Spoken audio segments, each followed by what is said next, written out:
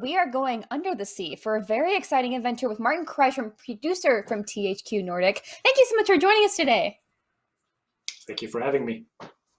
So we have you for a very exciting remaster that I know myself and so many people in this community are very excited for. We're going to talk about SpongeBob Battle for Bikini Bottom Rehydrated.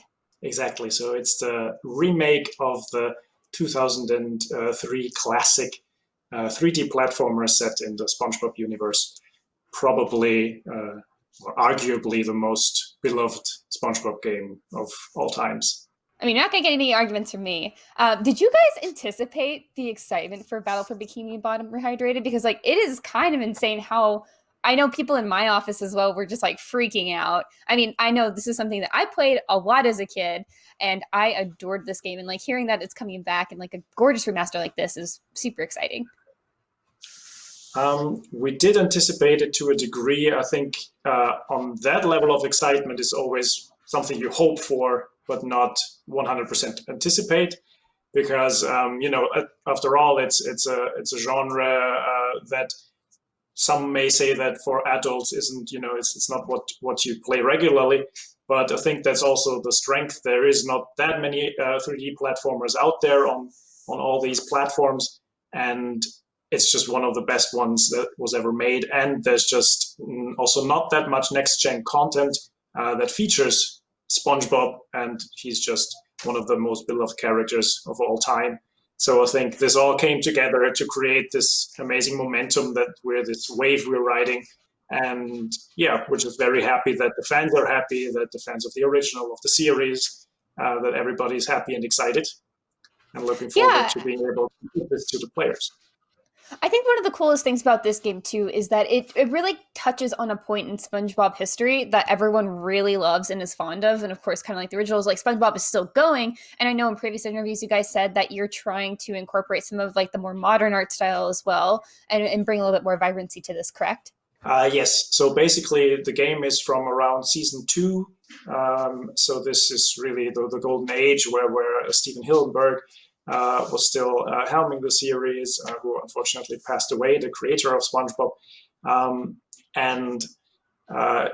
We updated, of course, the art style to the way that current also children experience SpongeBob, and we added little hints to newer seasons, little handsome Squidward or stuff like this.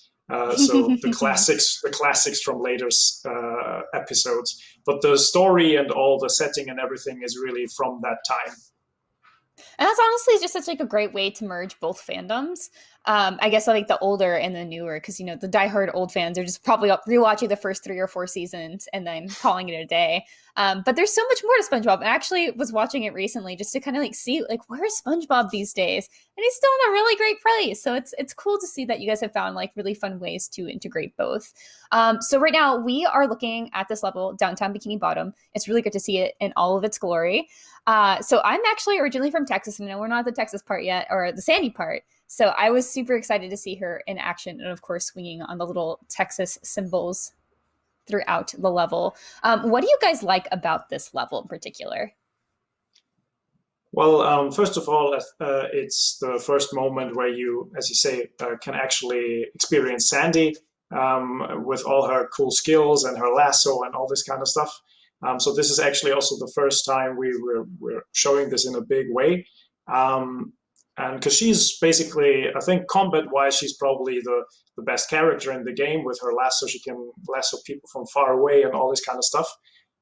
So this is pretty exciting about it. And apart from that, it's also one of the most iconic locations because it's just it's downtown Bikini Bottom. So it's the houses that you just, they're ingrained in your mind from watching the series. These are those typical metal houses that look a bit as if they were built from broken submarines and stuff like this. And I think now with the higher fidelity of an Unreal Engine 4, of modern consoles and modern PCs, you can really, it's on a whole different level, this kind of feeling of really walking through Bikini Bottom, like really walking through this world.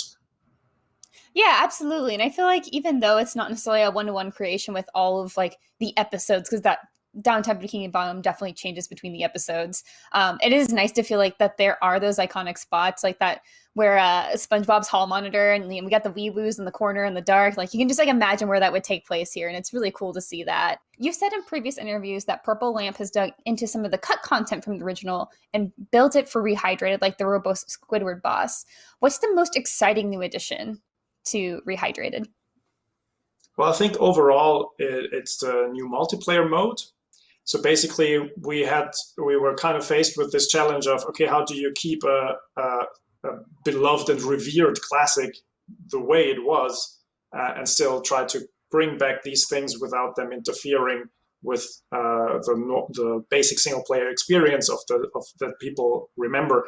And so we basically took a lot of this cut content that was sometimes concept art, or it was an unfinished level that you could sneak into if you hacked the old game, and we took that and put it all into this multiplayer where 2 players can often online play together as 7 different characters from the SpongeBob universe, and you just fight against hordes and hordes of robots.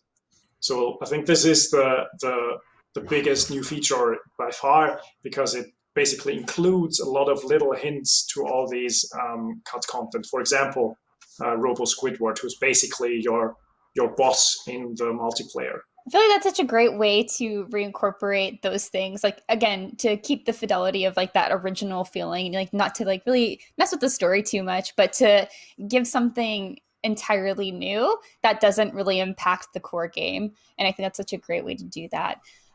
So the multiplayer is a Horde mode. How hard is it? Well, it depends. It depends on. I think the thing is that it's about like 26 islands, if I have it correct in my mind. So it's quite a long challenge to get to the end, and basically each island it gets harder and harder. At some point, Robo Squidward starts attacking you, and all these kind of things. So the first few islands are not going to be a big challenge for anybody who's used to playing these kind of video games, but it does progressively get harder and harder and harder.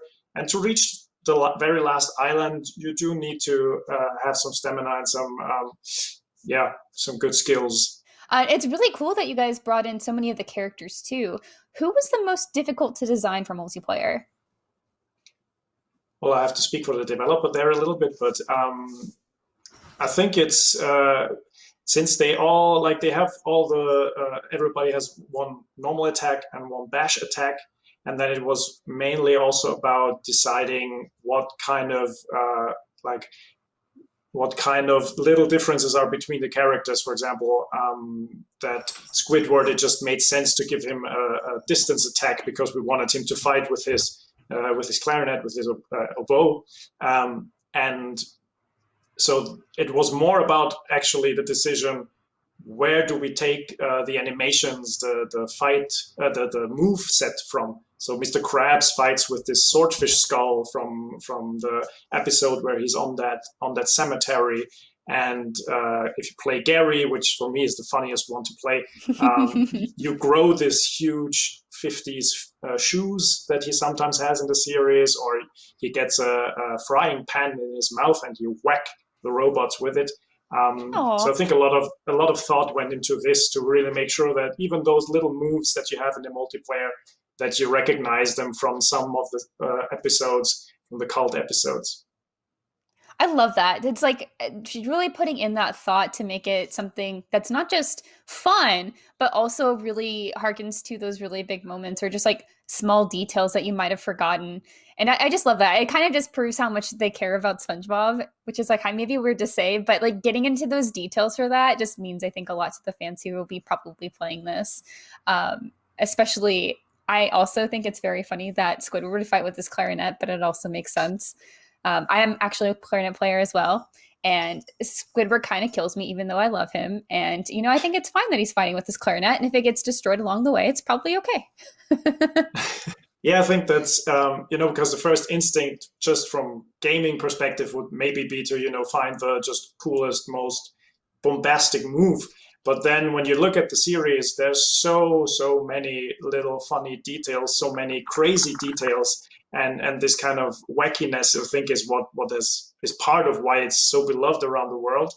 And so we basically then just realized it's just much funnier if you try to find something that people remember from a certain episode, and that just you're not going to see in any other video game. You're not going to see in any other game a little snail stomp on somebody with shiny leather shoes. That can only happen to you in the world of Bikini Bottom. That is absolutely true, and I love it. So I heard you guys brought speedrunner Shift to play Rehydrated. What sort of feedback did you guys get from him from this? Yeah, basically he was kind enough to fly over to Vienna, where the studio and also THQ Nordic, the publisher, are based, and just play the game actually at the stage it was back then with the developer, and give his insights, since nobody, I think, on the planet has played more Battle for Bikini Bottom. And he just knows so many shortcuts, so many little design choices, so many little techniques, how you can get around somewhere fast, or what way you could actually also kind of fool the game. And so all of these things basically went into it. And apart from that, obviously, he just knows a lot about camera movement, animation, of just since as a speedrunner, anything that kind of trips you up is a pain in the Bikini Bottom. So those were basically the things that he, I think, was able to contribute a lot. And apart from that, we just love watching his videos, and seeing all the of him and the other guys, of all the speedrunners out there, and the fans, to just see what they are excited about, and whether we are concentrating on the right things, or whether we were concentrating on the right things. That is so awesome. Thank you so much, Martin. We look forward to seeing so much more SpongeBob SquarePants Battle for Bikini Bottom Rehydrated here soon.